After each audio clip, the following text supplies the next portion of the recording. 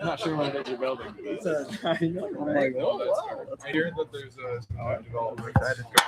No, that's not. That's not. I know. That was like varsity dental. I know the guys who owns like. Okay. I think it's. Oh, yeah. And I think too it'll be.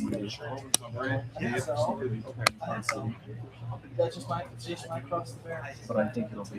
Yeah. Yeah. You can just clip this kind of like in your right here, inside outside. You can do it inside. Okay. Like a company. Yeah. Yeah. Like good. Can I grab you anything else? No, I think I'm good. Let's see.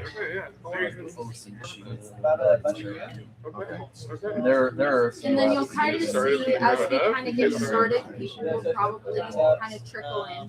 Okay. But yeah, this is Any great. kind of practices like that, I really think it would be mostly like. Yeah, absolutely.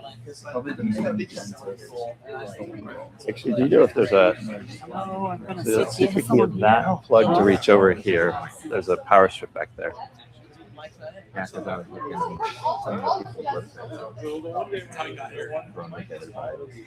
know. Doesn't really know what to do. I know. Honestly, like as a side thing, so, hey, we can spice up your website. Yeah.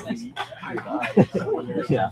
A lot of them, they're Right. like 20 years old, or they paid someone some. I think then we'll fill. Cheap overseas. Be safe. Yep. Okay, we're good. That'd be cool though if we could like. I mean, we could. I can just start. You ready? I'm good to go. Yeah. Okay, guys, we're gonna get started. For those of you guys who don't know, this is Mike. Mike is awesome. He's the director of the Rollins Center at BYU. So, all the entrepreneurship and technology at BYU, which is super awesome. We're really grateful to have him in. Mike was actually one of my teachers, so it's super exciting having him today. But yeah, he's super awesome. If we can all give him a round of applause, that would be great. Thanks, Lily. If you're familiar face with here, I've watched iHub from when it was just a glimmer in Corbin's eyes. It's really cool to see how it's evolved and turned into something that's actually, I think, really impactful here in Provo and Utah Valley. So it's cool to see. I haven't been able to hang out here as much as I like to. I used to go over here quite a bit, but I don't know a lot of the companies over here, people working here. So it'd be good to say about what you guys are doing.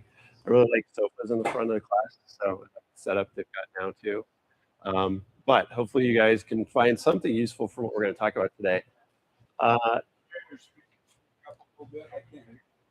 You want me louder? Yeah. Okay, I'll be as loud as I can. Oh, you don't have a mic? No, this is to record me so that I will be famous on YouTube forever, I think.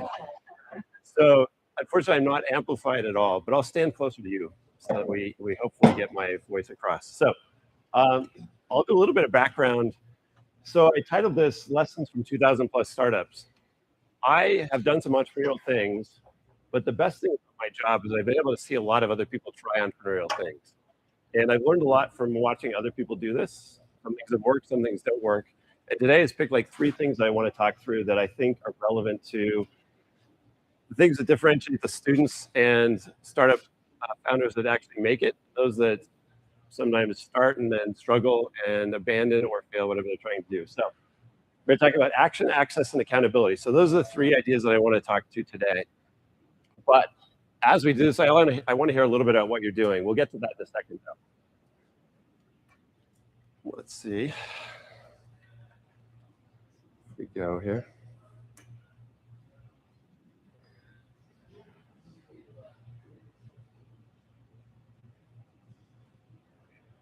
All right. So just some background on the startup scene that I've lived through and experienced. So I started working in Silicon Valley in the 90s. So I was there during the dot-com era. I was working with a Japanese company, which was a pretty cool experience to see tech companies interested in going to international markets. So I worked with companies in the US who were interested in expanding to Asia, We were working with technology companies that were hardware, but also software companies. I got to meet the founders of E-Trade, a bunch of the search engines before Google became the main search engine. We actually launched one of the first search engines on the Japanese internet. It was InfoSeek Japan. So it was a really cool time to be in this world of startups and watch things grow and emerge as we had a major technological shift.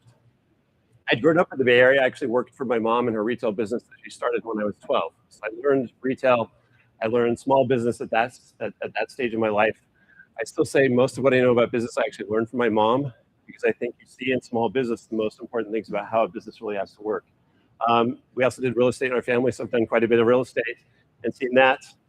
Went and got an MBA and then came back to Silicon Valley and worked in the post-dot-com era after the market had crashed during the Enron craziness and other bad things happening in the early 2000s.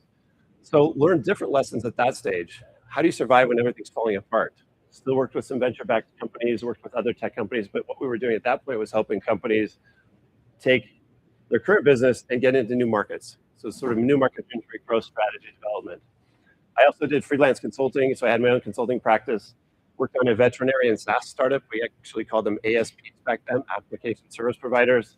Have my own educational simulation software business I've done for about 15 years, and also do quite a bit of real estate investing. So still do a lot of different things, and my job has allowed me to stay engaged with other people doing a lot of these different things too. One of the fun things about being at BYU, and I've been at BYU for 18 years, is actually getting to know students who come to your class and end up doing really cool things. Eric Ray, the founder of Podium, was in my class many, many years ago. I don't know if I would have picked him to start a billion-dollar company, but he actually was pretty good at hustling and making things happen. Founders of Recyclops, Neighbor, other businesses that I've had in my classes, I've gotten to know students really well and watch them as they progress from just thinking about ideas to actually going out and doing things. We also have some really cool programs at BYU that I've gotten to watch over the years. So Crocker Fellows is one. Hardware, software, integrated products like Owlet. How many are familiar with Owlet here? Anybody? What's it called again? Owlet. Oh, yeah. The baby sock, yes, the pulse ox monitor, yeah. So Owlet was one of the first Crocker teams. They've had lots of ups and downs, but are still alive, which is good. So great example of kind of this hardware software integration. Sandbox has been going for 6 years. I've been able to work with that program since the very beginning. We have a lot of software companies that have come out of there. We have about 13 that have raised capital, cumulative valuation of over $180 million of those Sandbox teams come to there. We've had 6 that get into Y Combinator. So learned a lot watching those. Sandbox, we have about 30 teams a year that start. Of those 30, about 10% to 20% have a shot of doing something. So again, we've been able to watch what is it that makes those 20% different from the other 80% that sort of fizzle or die. We have a lot of acquisitions, ETA, entrepreneurship acquisition efforts that we've been doing lately, but that's been going on for 15 years at BYU. I've actually worked with a lot of students that bought businesses and worked that way. And then the Rollins Center generally has amazing programs to support students. It's hard to see here, but this is kind of our pipeline of businesses that we've been tracking. This is our portal. We've only had this running for 2 years. We already have 1,641 businesses that have been created by students as concepts for actual businesses. So we get to see a lot of businesses coming through the Rollins Center, which again is like, for us, a great way to learn by comparing not just the successes, but also some of the things that don't work, so the failures too. We have, hard to see here again, but this is companies that are software, service, and product businesses. We have all types of businesses that we get to see and work with at many different stages. We've awarded about $1.2 million in grant money just in the last 2 years to support businesses. So we built programs that actually let us stay very closely connected to the businesses. We used to do a lot of competitions. Competitions are fun. The problem is competitions reward basically how well can you pitch your idea and present. They don't necessarily reward progress. So what we've done is we've created programs where at every stage you have to prove that you've made some progress towards milestones before you get the next award from the program. So we start with a $2,000 grant and then a $5,000 grant and then have 2 more $10,000 grants. So we built in this process of accountability into supporting students and others starting businesses. Okay, so what have we seen? A lot of different things. I've taught strategy for 18 years, taught entrepreneurship for the last 10 years. These lessons I picked today are kind of the highlights of some of the quick lessons that I think are relevant to everybody and pretty universal. So one is a bias for action. The students that we see that do really well with starting businesses, they just get out and do stuff. They don't think a lot. Well, they do think some. Sometimes they don't think as much as they should. but they're at least acting. And sometimes you learn by acting first and then thinking afterwards. They're also really good at getting capital, resources, people to help them out in what they're doing. So acquiring, accessing, and accumulating resources and capabilities. And then they're also really accountable. They're accountable to themselves. They have partners that they're accountable with, and then they're accountable to other outside organizations, I think, keep them moving forward. So those are 3 things I want to talk about today and get your thoughts on as well. This is a speaker that came to BYU back in 2018, so 8 years ago. He had some great thoughts. He actually was in the White House as the chief technology officer, and he had this concept he brought up in his presentation at BYU. And the top section here, which I'll talk to in a second, is about how he thinks about how the world should work as you're building and growing a business. So he says, dream in years, plan in months, evaluate in weeks, and ship daily. So dream in years. This is kind of the vision step, which I think most entrepreneurs are doing maybe all the time. You're always thinking about the next big thing, your next big dream. The problem is you can get stuck here. I don't know, how many of you know people are imagining ideas all the time and then not doing anything with those ideas? How many of you feel like that's you? You've got lots of ideas. You're just dreaming all the time. The hard part is like, well, the good thing is that's really important because you have to have a lot of ideas to have good ideas, I think.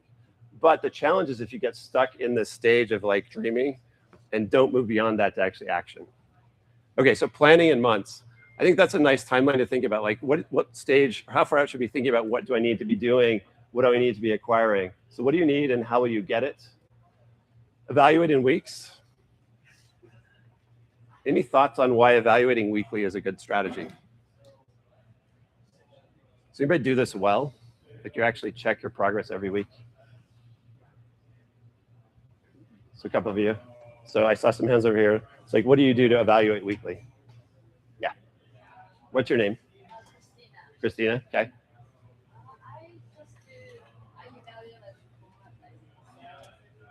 Okay.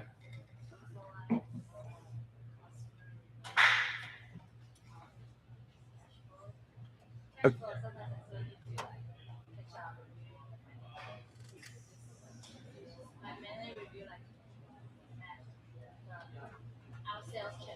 Yeah.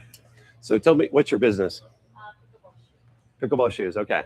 The nice thing about most businesses today is we actually have really accessible data about our business. We can pretty quickly look up unit sales, revenue. We can check our financial position, cash flow. That's really good thing. Those are all really good things to be looking at. The world has made it easier for us to do this, but we'll talk about this later in terms of like how do you organize those thoughts. But it's good to be doing this.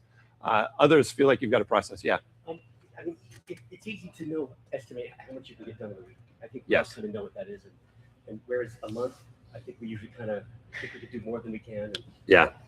So weeks makes sense. Yeah, weeks is it's a nice repeatable pattern, right? We've got the weekend. Hopefully we use that. It's a nice anchor point to reset and restart. So I think, checking on things weekly is a little easier than thinking about things on a longer term. Yeah. So I have an education startup where we send out a report card every week to every family. Oh, great. Which is a natural time for me to also evaluate how it's going. Yeah, most report cards, how often did you guys get report cards? I got one halfway through the semester and then at the end of the semester. That was about it. Actually, that's when my mom saw it. And so there's not a lot you can do at the end of the semester if that's when you start to see the progress. So I like that you guys are doing this weekly. I assume, does that help the students? Well, it's real new, so I can't say how it's working, but it's certainly keeps a great contact with them and also allows us to do some marketing every week too. So for you, this is actually a product, part of your service. Well, it's a vital part of the service, yeah. That's great. We'll talk about the structure here a little bit more. Anybody feel like this is really hard for you? Oh, yeah. I'll just say one of the key things about weekly, yeah, we might forget is market social standing. And if you're marketing right now, last week soccer, yeah, U.S. lost. So if you're still pushing soccer, you're not connecting with it. So market social construct changes weekly. Yeah. If you don't think that, just look at the news. Yeah, that's a good point. Like cycles are very fast today.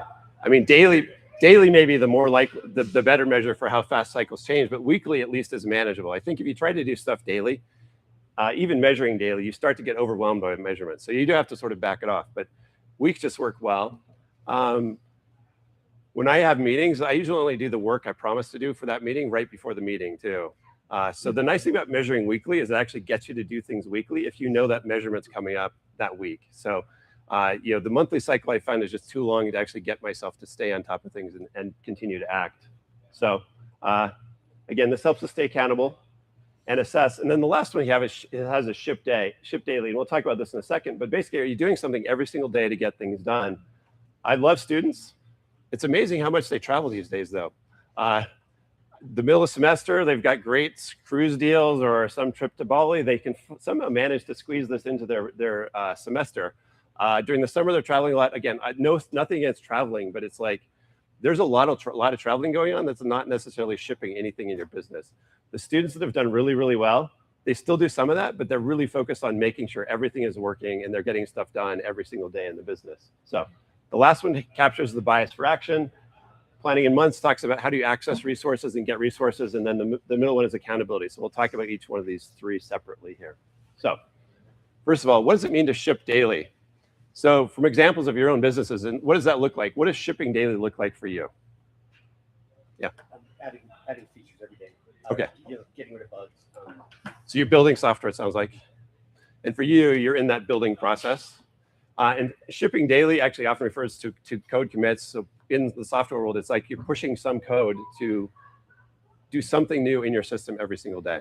And is that working for you? Are you? Yeah, I mean, when I was doing the coding, it wasn't. But now that I have a Wizard CTO, yeah. Okay. It's still pretty really well. Yeah. So as long as somebody's shipping daily, you don't have to do all the work, which is nice to have somebody else do it. Yeah. I have an ads agency, and so I'll do sales outbound in the morning and then fulfillment throughout the rest of the day, trying to.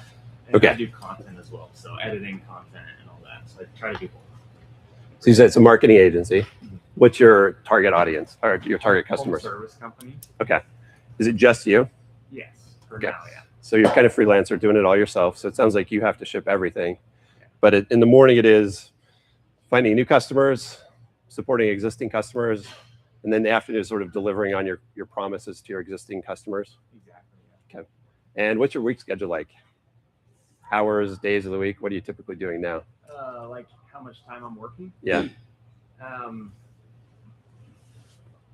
Usually it's like 10-hour days for 5 days, and then a 4 to 6 hour Saturday. Okay. Usually what So 50 to 60 hours a week, it sounds like. How's it going? It's going good. I need to sell more. I'm spending too much time fulfilling, and I need to sell more. So that's what I've been really focusing on, shipping. Yeah, and that's good. We'll actually hit that at the end of the slide. This sort of the two types of activities you need to be doing and balancing those. When it's all you, that's tricky. It sounds like you're pretty good at switching between the two and doing both of them well. It sounds like you got pretty good stamina, like you managing the 50 to 60 hours a week. Yeah. It kind of requires me to not spend as much time doing other stuff that I might want to, but that's okay. Again, hopefully we're building stuff that will be sustainable down the road. You can sleep when you die or other things, but it is important to think about balance. But shipping something and figure out how to do that managing that and do it sustainably is important. So, okay, yeah, you had a thought. As an online school, we ship new curriculum every single day. Oh, do you? Because we're still building. We got Okay. a long way to go still. Yeah, I will say being like in the thick of it, and this really does work well for startups as well as established businesses. Being in the thick of it, it's nice because you are motivated by your customers to get something out to them every single day. And if you pause, your customers will let you know.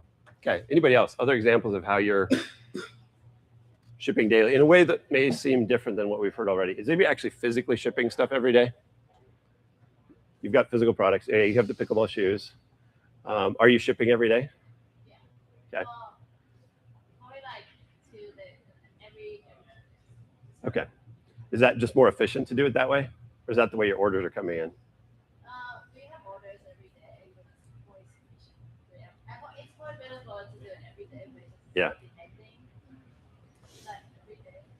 Yeah. How many people are in your business? No, right now it's me running. Okay. So it is just you. Okay. Anybody else shipping product here? Like actual product? And what are you guys doing? We've got some guitar accessories. Okay. We haven't actually shipped yet, so. Okay. So how do you we're think? hoping to ship every day. How do you think about shipping daily? Because again, if you're not yet shipping something, how do you make this relevant for you? Yeah, well, I think we're focusing on trying to find ways to get customers. That's our ship Okay. daily. Yeah. So that's kind of where we're struggling too, to be honest. So I feel like we're spinning wheels a little bit, but trying new things every day. And that's Yeah. my version of ship daily. Is it your product? Like, did you design it, or are you reselling another product? I have a co-founder. We designed them together. They're pretty cool. They're innovative. We just try to figure out how to get the word out. And Okay. That's the challenge. Okay. Yeah. So we talked about this bias for action, and again, some people just get out and do stuff every single day. What should you be doing? I have the two categories of building and selling.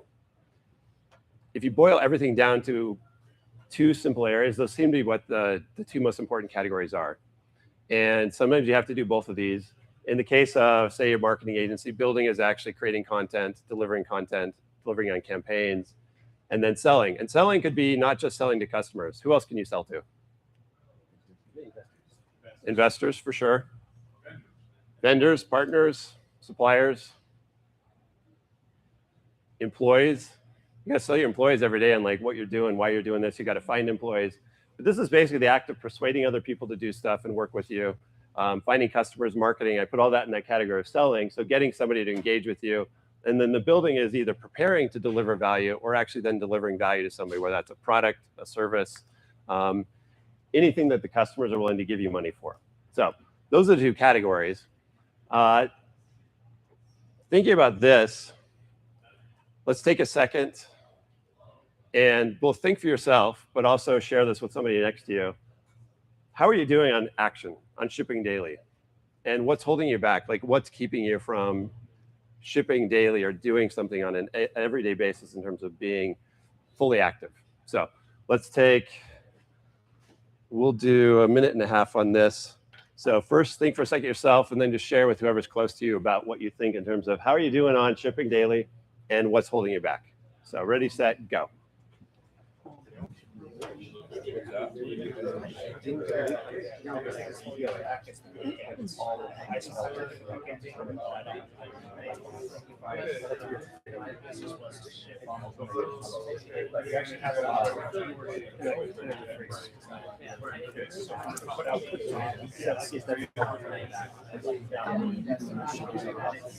Oh God.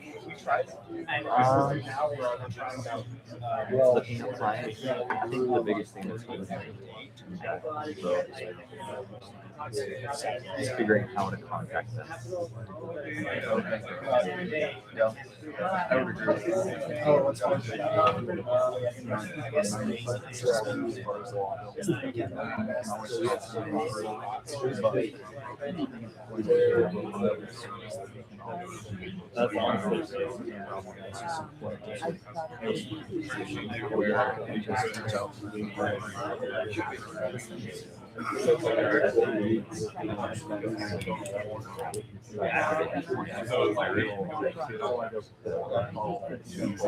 So what's your business? I'm still trying to. I have a product I'm trying to sell. Okay. What's your product? I'll have to show you. It's very wide. A cup holder. Okay. An innovative cup holder. I would say more on like the building side, just making sure that That's one of my problems. I'm trying to like hold it back a little bit, but trying to get to Yep. Yeah. PowerPoint presentation. Yep. Yeah. Yeah. It's tricky to juggle it all. How did you get connected with iHub? Okay.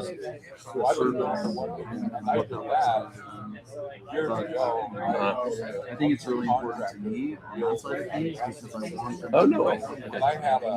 And it's in many places. Yeah, it's in the contract with all the fancy legal lingo. I want them to go back to a PowerPoint presentation. I want them to go to portals. I want them to go to many different places and see the history of progress, what they're doing. They can actually see something instead of like before and after reports. Okay, cool. Well, what's that progress in the meantime? Okay, that's Well, then where is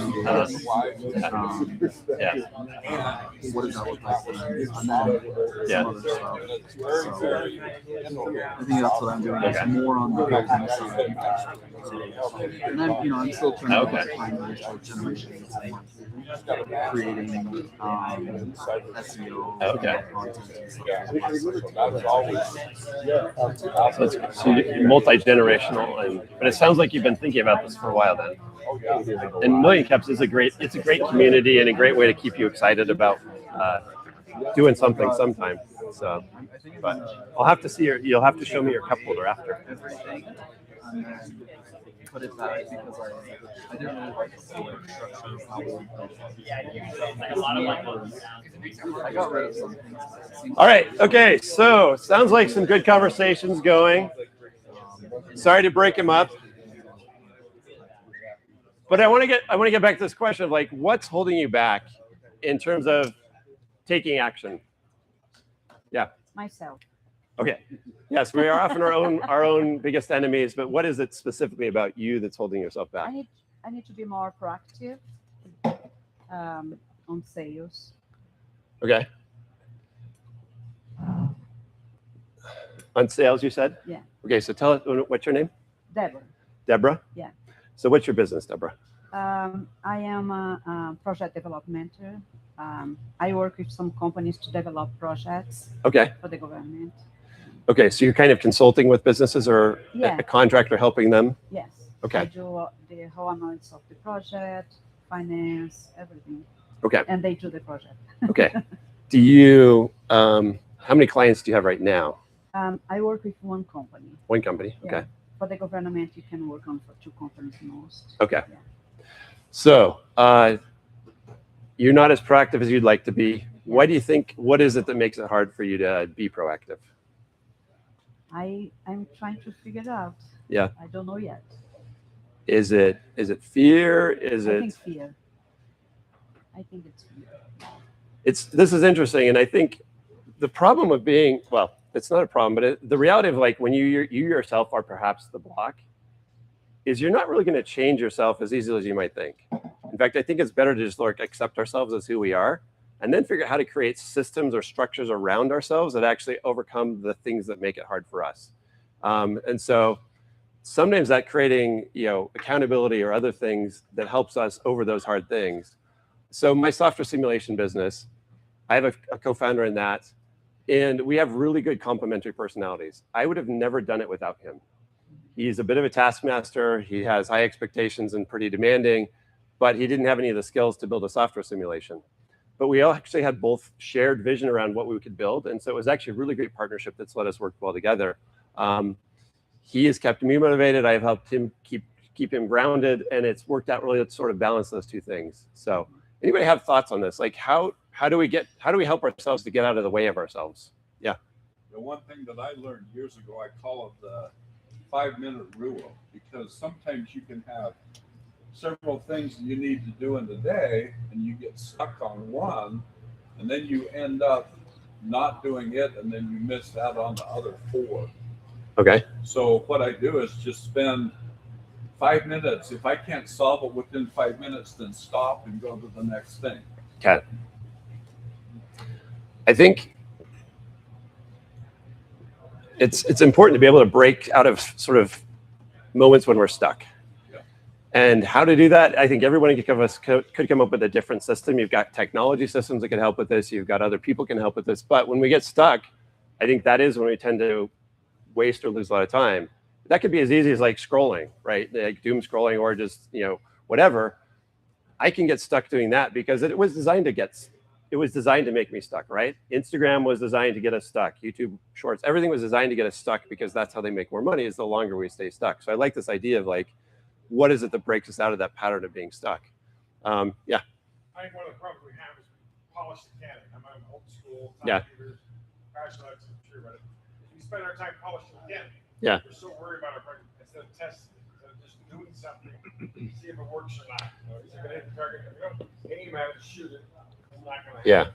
And then you can adjust. If we just sit there because we polish the Canon all the time and go, okay, it's got to be perfect before I use it. Yeah, most of you have never seen Canons probably, but we used to polish them a lot apparently. I use the phrase, the perfect is the enemy of the good.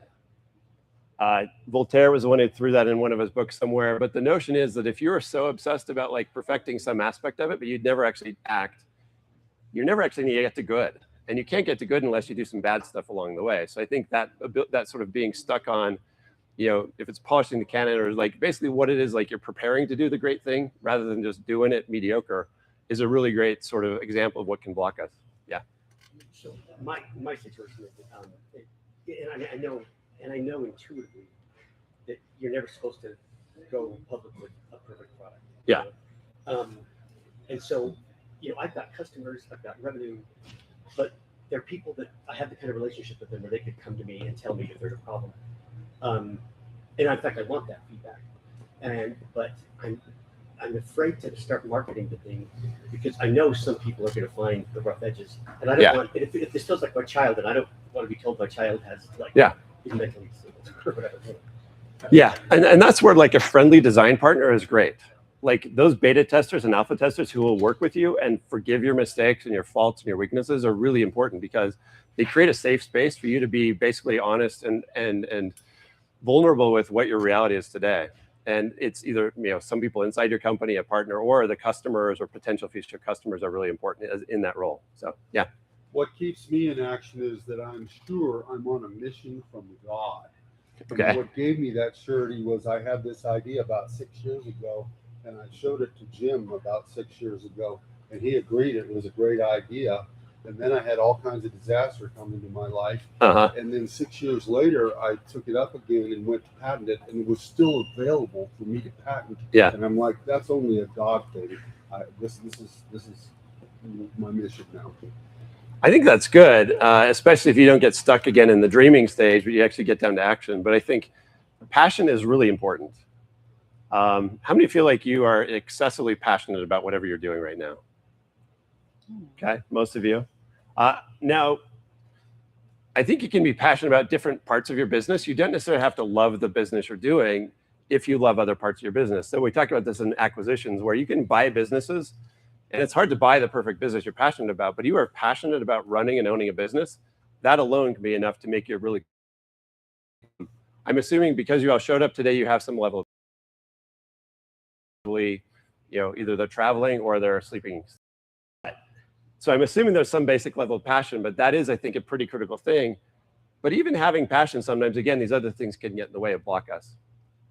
I put up 168. What is that number? Anybody know? Numbers of numbers of hours in a week is 168. That's a lot of hours in a week. Even if you sleep, say 7-8 hours a day, you still have a lot of hours left. The time available is usually not the problem. It's usually other stuff either sucking time, and a lot of those are legitimate. We were just talking about, you know, family, other service commitments, you know, just basically maintaining our health and wellness as a human being. All those things do take a lot of time, but there should be still the time left over if we figure out how to manage it and stay active and focused on what we're trying to do. Okay, other people, what works for you to? Okay, what are your blocks, or what works for you to overcome blocks? Other examples.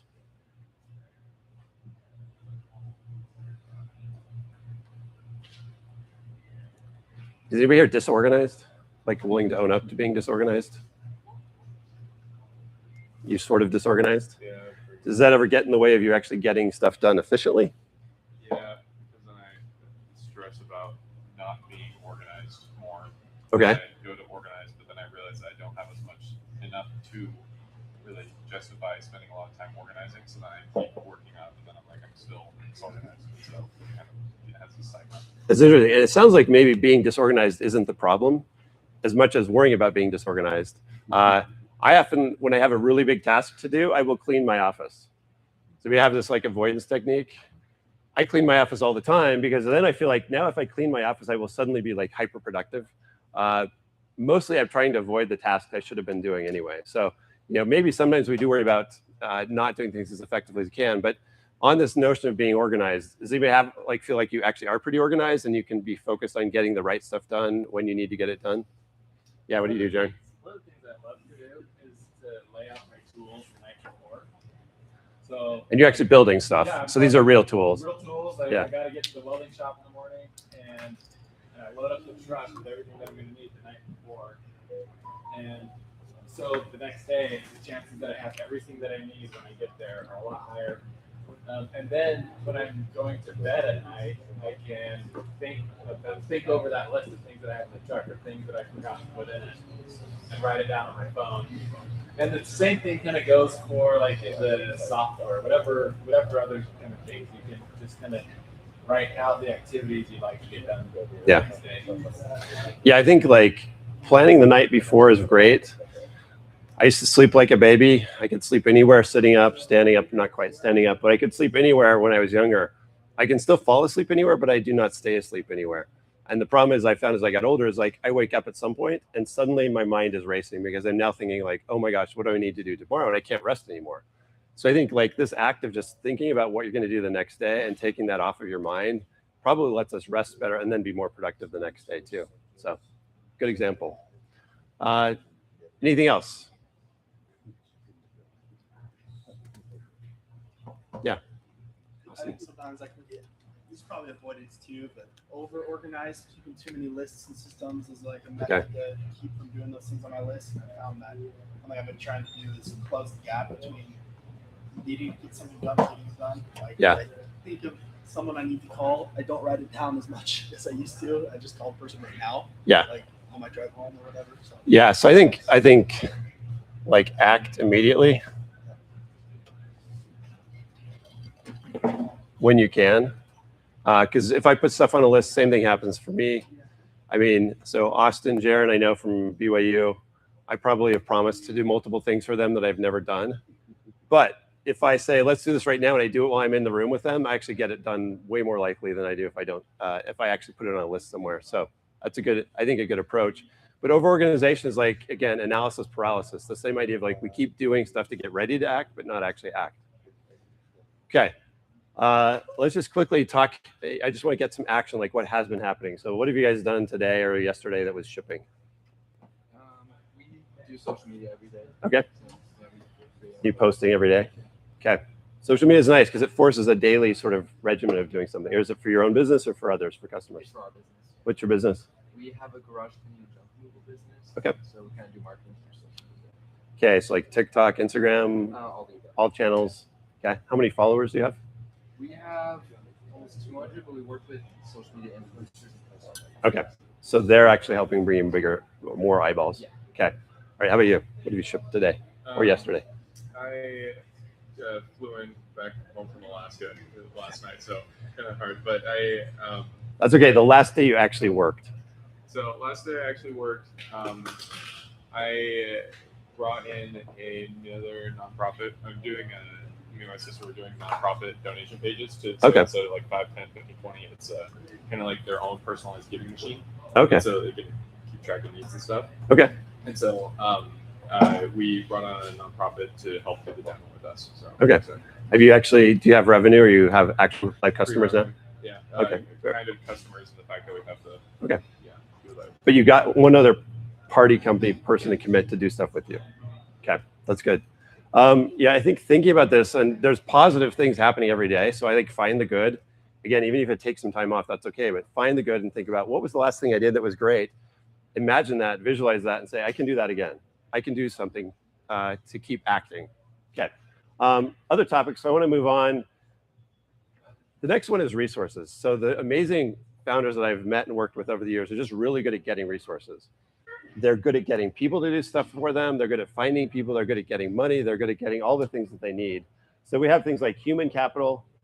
This is know-how. So how do you figure out what to do, the things you need to do? This could be in your own head. So this is sort of just know-how. AI has made this a lot easier. You can actually learn a lot from AI. But building that knowledge, and sometimes this is actually trial and error. So getting out there and doing things can build that. Social capital is like, what do you get from other people? What are you learning from them or what are you acquiring through them? And then financial capital is often important. Sometimes we have our own, we're lucky in that way. But whatever it is, we need resources to do things. We can get those directly from people we already know. We can get them for indirect contacts from networking. I think iHub is a great tool for this, right? You've got lots of people coming and going here. How many have met somebody through iHub that you didn't know before that's been a valuable connection for you? Okay. Some of you haven't yet. Maybe you haven't been hanging out long enough. How does that usually happen? How do you find those connections that bring you value? Where are you and what are you doing? Yeah. Just going up and talking to people. Okay. Honestly, that's the biggest one. Like asking them about their business and seeing how they can help us and how we help them. Okay. So, and I like this. I'm just going to put it here too. So this is open your mouth. Because sometimes action happens when we start talking. And sometimes we're afraid to open our mouth. Now, there may be times when you shouldn't start talking to people. I don't know. Where are you finding these people that are useful for you to talk to? Just in their office spaces. Okay. Like, So here at iHub? Yeah, at iHub. Okay. Wherever you find those people, and some people are good at this on the street. They'll just talk to anybody and everybody. Hopefully it's relevant for whatever they're trying to do to talk to everybody. But I think talking to people is a great way to do it, and just having the courage to get out and do it. And I don't think you have to be an extrovert to do this. I think, again, getting excited about every interaction you're going to have makes that sort of a thing that you positively anticipate. So, okay, yeah. So open your eyes and ears and realize that there are angels all around you that have been sent to help you in your endeavor. And even people that look like they can't contribute anything probably have some nugget of wisdom that was sent for you. Yeah, it's amazing the resources you find in this world. And that's what I like most about what I get to do, which is working with hundreds of students, is actually finding connections that allow them to find those other people that have things that can help them. And it's amazing how the systems of the world work in ways that bring people together, sometimes in ways that are miraculous, and other times it's pretty mundane, but those connections allow really cool things to happen. So I like that, keeping our eyes and ears open too, to think about and to see the opportunities. Yeah. I enjoy going to events. You know, have some event that I'm Yeah. interested, and I know the people there are interested too, and we can contact and make new friends. And Yeah, good. I mean, we encourage a lot of people to find a trade show or find an event that is around the thing that you care about. Those are often the best places to find potential customers, partners, employees, resources that you need. And it's amazing how many things there are happening all the time. Now you have to go outside of Utah to find them, but there's probably somebody caring about the thing you care about, and they're probably organizing an event around that right now. So how do you find that, and how do you show up? I love going to events. In Utah, it's great because you run into people you already know, and you sort of rekindle those connections. But they're often, I mean, the most important thing is making new connections you don't yet have. Yeah. I went I'd say a month and a half or 2 months without reaching out to any of the mentors at iHub. And then I finally did, and I got to go to lunch with someone who has an ads agency. And I answered some questions that I've been wondering about for months, and just being able to talk to someone who's done it for years. That's a really good point. And I think it's back to, if we have a bias for action every day, one of those actions could be, who do I reach out to talk to? I will say mentors are really lonely people. Like, I've never met a mentor who said, I have too many people calling me. Actually, Corbin says that, because I think Corbin did have too many people calling him, but most mentors are underutilized. And so find the person who's out there who's doing something niche that maybe hasn't been contacted in a while, and they'd love to talk about what you're doing and what their experience is with that. So that's a great thing to do. And sometimes if you're at a stuck point, you're at a dead end, that's a great place to act, because it's like, okay, I don't know what to do next, but maybe I can find some people I can reach out to and talk to. And the mentor network at iHub is amazing. Yeah. I think one of the great things is offering true service to people. Okay. That connects so fast and so easy. I mean, people know me. I just walk in, interrupt them, and say, "What's going on? How can I help?" Yeah. And my network's massive because of that. Because you really offer real help to people. You know, so then they open up. Yeah. They recognize the true capabilities, and mentors are local people. Yes. Mentors need love, and mentors like to give back. But I think I like that approach of, even if you're asking for help, there's ways you can be helping the other person. And I think there's always opportunities to be giving back or paying forward what you've already received too. So, okay, so there's ways to get these, but let's talk through the types of resources and capabilities we need. So tangible resources, this is things like space. iHub is an amazing provider of resources. You can hang out here and have space to work. It's air conditioned, cool space. You've got cool people around, employees, financial capital. All these things are tangible things that you may need. You may need equipment. You may need the processes you need to actually, the things you need to actually deliver your product. intangible resources are often maybe more complicated to think about, but just as important. So do you have partnerships? Do you have marketing relationships? Do you have knowledge around what it is your business is? This gets into things like, do you have intellectual property, trademarks, or other things that give you protection over the things that you have that are intangibles? Brand awareness, reputation, relationships. Have you built culture inside your organization, or culture with your employees, or your community of customers? All those things are important things to have. And then capabilities are the next level up. It's like, what are you really good at? What is the thing that you are so good at in your business that nobody else can compete with you? Or at least you're good enough that you're similar to everybody else, and your customers don't say, oh, I need to leave you and find another provider for me. So these are the categories: tangible, intangible, and then general capabilities. What I want you to do quickly now is think about what you've got today. What are the resources that you've brought to your business or the startup you're working on today? And what's the next most critical thing that you need? So again, we'll do this for 1 minute. Think about this and talk to somebody around you about, like, what have you got today, but what's the most important thing you need next to move on in your business to the next level? Okay, ready, set, go. Yeah. Could you go back to the last slide? Yeah, I'll put the next slide up so you can think about it. Thank you. Okay. Thank you. I mean, I think really the most critical thing, especially what's this, getting clients, refining how we talk to them, how we find that balance, sparing them, but at the same time, informing them that, hey, you really need this. Another thing that I did is I created like one-pagers for each different industries, so like retail, that's something that those short summary of like, this is what we do and this is why we do this, and it's tailored to each one. Because, you know, generic one can be fine, but again, I'm trying to stops, right? If you have things that you don't like,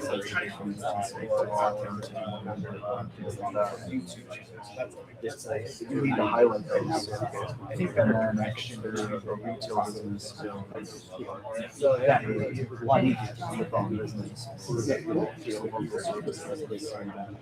there's going to be different caveats that they have, like with real estate, right?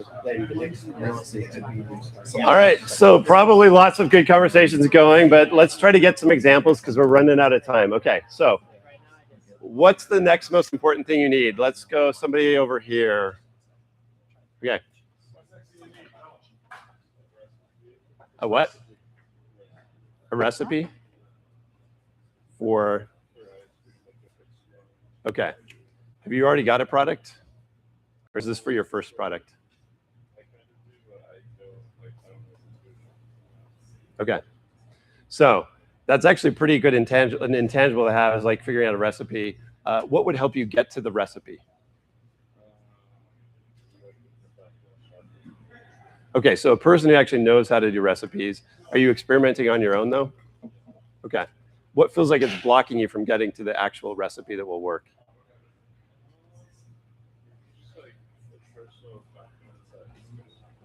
Okay. So it's maybe not necessarily the recipe that you need, is actually other people giving you feedback that your recipes are okay, or maybe it's connections that will help you figure out how to get to that good recipe. A lot of things about recipes, and recipes are a nice analogy for life, is a good recipe is usually the result of 1,000 bad recipes, right? And so even crumble cookie, like there was a lot of experimentation that got to a good cookie recipe for them. So hopefully you've got, and then maybe the resources. Do you have a large enough supply of stuff to make the ice cream? Have you got the physical things you need to make the ice cream? Okay, so it really is just the idea that will work for you to feel confident this could go to market. Okay, well, don't give up. Like, keep making stuff, but get other people to eat it. Because I promise, people will try recipes all day long. That's why we go to Costco on Saturday, is to like try stuff. Even if it's bad, we will just eat other people's stuff. So, okay, that's a good one. Other examples. What's the next most important thing you need in your business? Yeah. Okay. Okay, so you're trying to validate desirability or demand for your idea. What is your business? Okay. Interesting. And that's Really hard to reach firefighters. yeah. Yeah, this is I think the 4th of July is the busiest day of the year probably for firefighters, so it's probably hard to get their attention right now. But what strategies you've come up with this to this point to find people who have that expertise to give you some validation? Well, I've contacted different like head of department chiefs, and Uh-huh. I've made a survey that they can easily fill out. So I think persistence is important. And the reality is most firefighters are not busy all the time. So you need to get them when they're not busy, and they often will have those moments. But the question is like, who else would know about what you're doing? Have you done secondary research in terms of like studying the market and other existing solutions out there yet? Okay. I happen to know the woman who runs the drone program for Utah State University. They teach how to operate and manage drones, but they also actually do services. They have a kind of a consulting business that they do. They don't do firefighting with their drones, but I know she knows a lot about firefighting drones because we actually had a conversation about this. So talk to me afterwards and I can get you her name because she actually would know quite a bit. But again, telling people what you're doing is really important because the random connections we have actually can often lead to things like that, where somebody may know something that can help you solve that resource problem. So one more question, or one more example. Something else you feel like you need immediately or the next important thing for you. Marketing, just letting the world know about it. Okay. Why don't you have the marketing resources you need right now? Oh, I do. It's just, it goes back to well, no, I don't entirely because I haven't, I'm still self-funding this. Yeah. And so it's, that's kind of the thing. I guess the investment is the revenue. Okay, so it's a mix of you need the money to get to the marketing that you need to make it to the next level for you. Often it does come back to people, and people often take money. Sometimes you can promise them other things and they'll just do stuff for free. But yeah, finding the people that can help you get to that next level often involves having the money, but also finding the right people. Even if you've got the money, it's not necessarily easy to find the person with the right capabilities or skill set to do what you need. But I think it's a good point to be at. It suggests your product is ready to go to market. You just need some customers now and figure out how to find them and get them. A lot of our what we do at BYU is actually try to help people with these early stage problems. It doesn't take a ton of money. So we have our first grant level is $500. And for many people, that is, how can I even try out marketing in ways that's cheap and affordable that helps me learn what is working and what isn't working? You can find somebody to do it for you, but they are going to be pretty expensive if they know what they're doing. So that is it's a trade-off you have to make of going with somebody who's ready to go and has the experience and expertise you need to do that. So, okay. Lots of things to think about, but again, the people that we've seen succeed are good at this. They figured out how to figure out what the next thing is they need and how to get that thing that they need. And then, let's see, the last thing is tracking what you're doing and actually managing that in an organized way. Not everybody is at a stage where this is important, but I think even basically you can do this and do this well. So when performance is measured, performance improves. What's the line after this? When performance is measured and reported, that's the basic point. The rate of improvement accelerates. Yeah. Yep. So this has been around. This notion has been around for like 50 or 60 years. Ironically, Thomas S. Monson is the person who said it best. It was in like some old operations academic literature from the 60s. But, and I'm not sure why he actually cared about this, but he actually did care about this a lot, which is this idea that we get better only when we reflect on how well we're doing, and especially when we're complex situations or complex organizations, everybody else is also reporting how they're doing. So thinking about this question, how many of you feel like you have some accountability built into what you're doing? Okay, and how's yours working? I like pay a guy a certain amount every month to like clock in and out every week, and then we do weekly meetings of just like how productive were you on time? Like, okay. We go over it every week. Is he part of your business or is just like pure accountability partner? Okay. Is the only thing you're doing accountability? Yeah. Okay. So he doesn't actually work for you in any other way? No, literally just. What's the going rate for something like that then? $200 a month. Okay, interesting. So if you don't have somebody you can pay, so this guy got more room in his schedule, you think? Yeah, he's like a sports psychologist at BYU. Okay. And he's just like a friend of mine, but not close enough friends where like it would be weird. Yeah. So there is like some distance to create like a true accountability relationship. Cool. Yeah. What do you do? So I'm primarily an artist content creator, and so the numbers are in those ways accountability for me, because if I'm creating content and marketing that people respond with, Yeah. the numbers will reflect that. Yeah, the beauty of like modern digital marketing and modern digital tools is you actually get really good, you get data. We'll talk about this in a second, but you have to then convert that data into sort of, you know, actionable goals to drive you forward. But it is nice to have data nowadays, when in the past it was either hard to get or impossible to get. Okay, other examples of what you're doing for accountability. I just tell my friends I'm going to accomplish something by certain days, and so there's social pressure. Like, Okay. You know. Yeah, leveraging friends is great. Does anybody have like a dashboard system you're using right now? Like you actually, in an organized way, put down your metrics. Our cameraman guy has. What's your name? Eddie. Eddie. So what do you do? I have like, I kind of make it in different ways. I have some stuff that's an Airtable, and then I also have like a little Claude dashboard that I'll make every week. Yeah. And like, for instance, for this goal, I have like a revenue target that I want to hit. And so I've like reverse engineered the tasks I need to do and kind of divided them into days. Yeah. And I just check things off, and then at the top it'll like calculate my progress. And I like that. I like the idea of using AI, because I think AI could be a nice accountability partner. It actually gives AI something useful to do. So helping it build out systems and things would be smart. I'm just going to hit a couple things. One is a structured way of thinking about this. So the balanced scorecard was an idea for monitoring corporate performance that came out like 40 years ago. But it has a lot of things that I think are relevant to every stage of business. So the top level of balanced scorecard is your financial metrics. Basically, what's your revenue, cash flow, profit? Are you making money? For startups, this may not be relevant because you're not even at the point of making money, but you can think about sort of these important top-level metrics. Then, in order to make money, you have to have happy customers. They have this level of customer metrics. So customer satisfaction, net promoter scores, your churn of your customers. This could be validation, sort of feedback and things like that. Then there are internal metrics, which is how well are you doing inside your business that's delivering the value to the customers, that's making them happy. If you're building code, like how quickly you're deploying code, how well you're managing your inventory, what's your customer acquisition costs, marketing metrics, things like that. If you're trying to raise funds, how much time have you put into fundraising this week? And then learning and growth is basically the fundamental foundational skills of things that help you succeed as a business. And are you investing in those? So have you built processes? How's the morale? How are the skills you need? This is the resource question. Like, do you have the resources you need today? So if you think about this, the top level is, what am I doing to create value for the owners and shareholders, for myself as the founder? The next level is, what am I doing to create value for the customers? And how do you measure that? Below that is, let's see, how do you measure internal excellence and what you're doing well in that world and domain?